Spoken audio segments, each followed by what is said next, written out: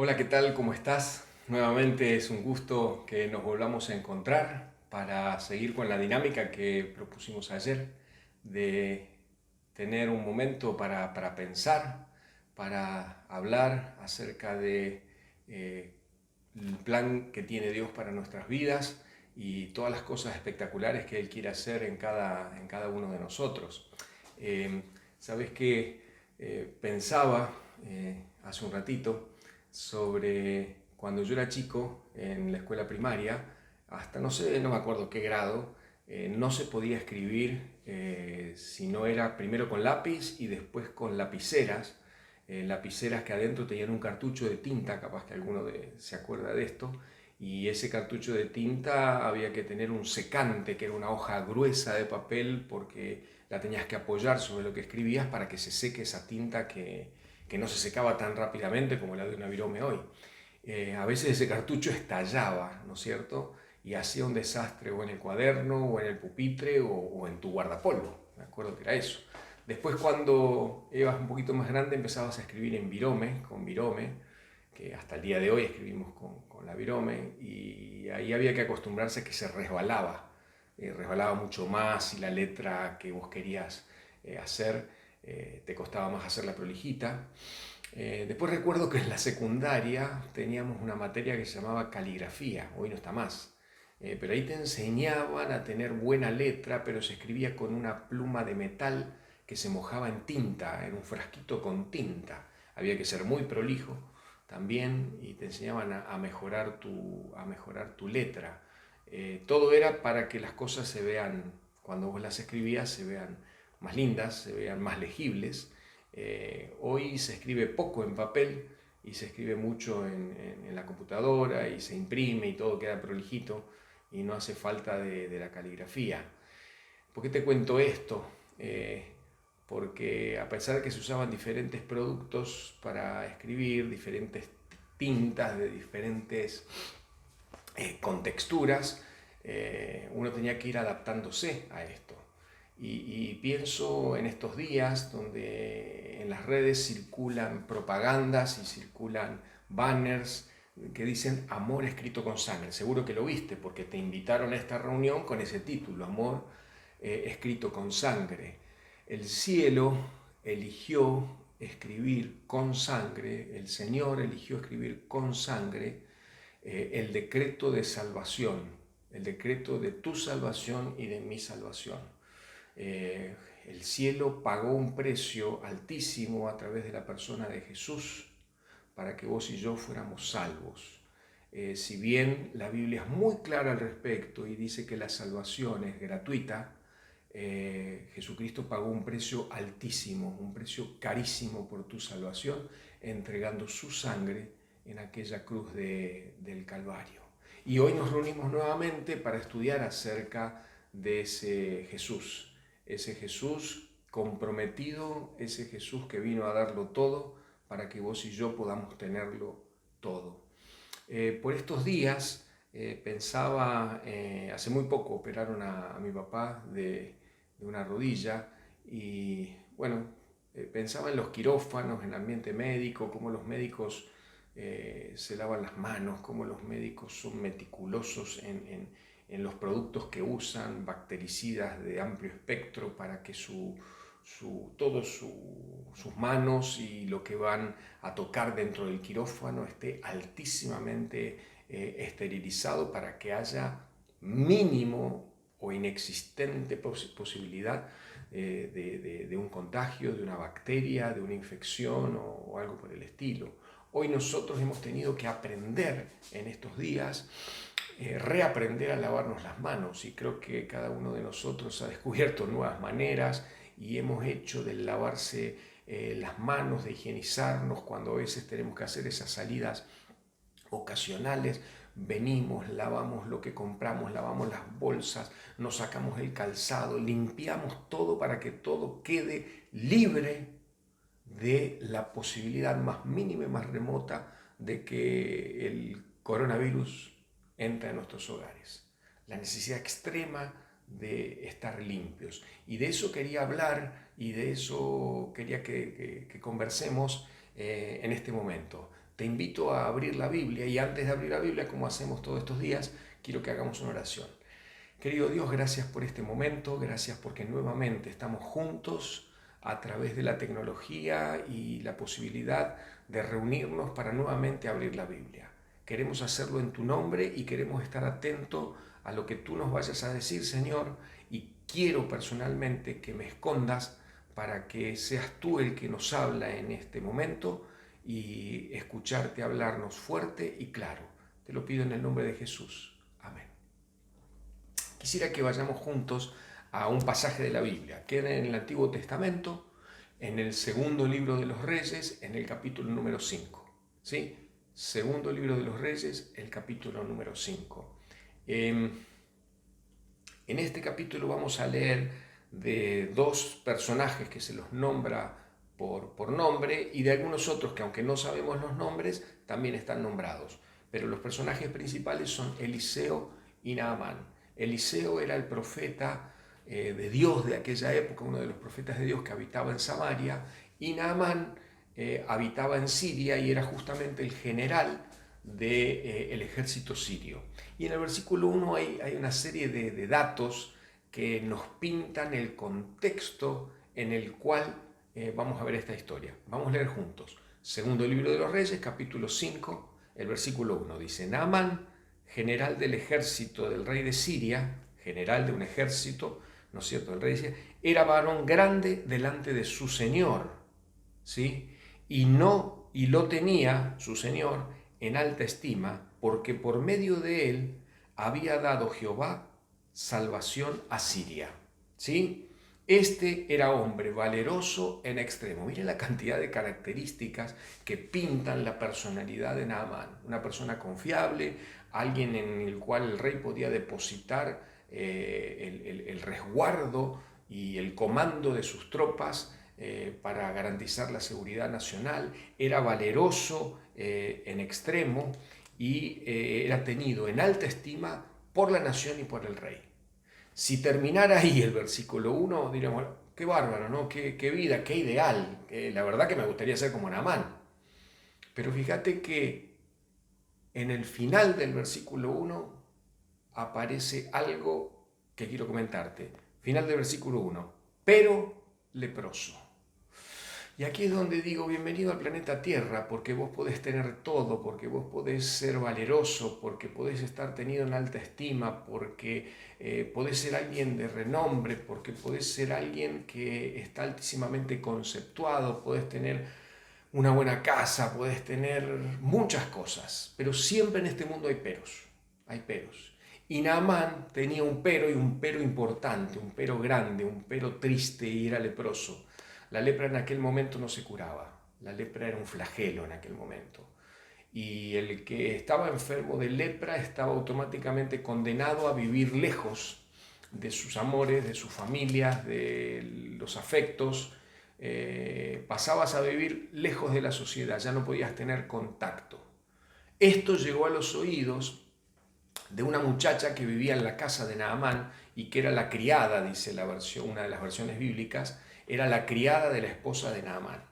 Y esta chica, que era del pueblo de Dios, ¿no es cierto?, era una cautiva en Siria, dijo, si mi señor Naamán fuera a Samaria y se entrevistara con el profeta, él lo va a sanar de su lepra.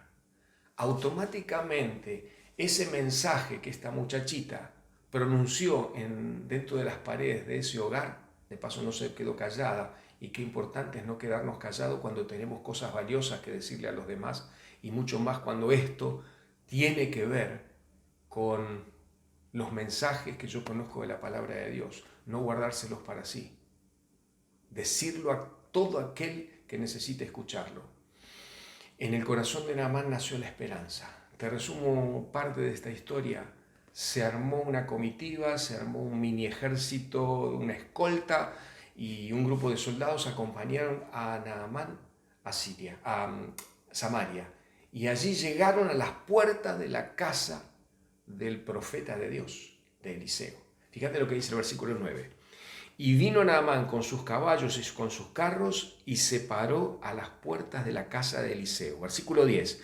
Entonces Eliseo le envió un mensajero, ni siquiera salió, diciendo, ve y lávate 7 veces en el Jordán y tu carne se restaurará y serás limpio. Una orden clara, una indicación clara. Sí, hay veces los médicos nos dan indicaciones muy claras y nosotros queremos encontrarle la vuelta. Pero todos los días tengo que hacer ejercicio. ¿Y será que no puedo comer más de este alimento?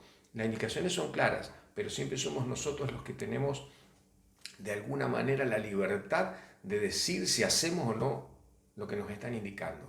La indicación de Eliseo era clara. Ve y lávate 7 veces, sumérgete 7 veces en el río Jordán. Miren la respuesta de Naamán. Y Naamán, lejos de irse contento, lejos de decir, bueno, qué bueno, voy a ser sanado, se fue enojado diciendo, aquí yo decía para mí, saldrá él y luego, y estando en pie, invocará el nombre de Jehová su Dios, alzará sus manos, tocará el lugar y sanaré la lepra.